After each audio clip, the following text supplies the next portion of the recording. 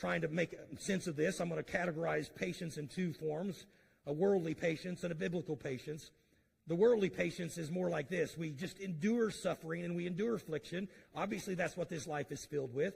But it's kind of the mindset when things get tough, you just grin and bear it and you push through and you do whatever it takes to survive. And there's some nobility to that. I understand that. If you've ever worked in a toxic work environment where you hate being on a daily basis, but you know you have to be there, you've learned to grin and bear it. You've learned to go in and not say the harsh words back to your boss because you want to keep your job. You've learned to get along with the coworker that drives you crazy. You just persevere. It's not a joyful experience, but you get through it.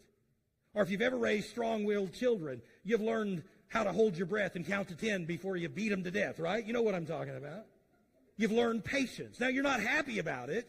They drive you crazy and you're just, but you get through it.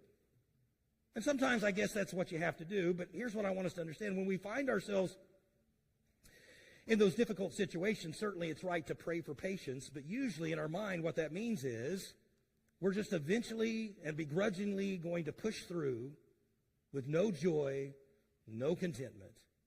And often what that results in is a long wake of carnage that we leave behind us. That's not biblical patience.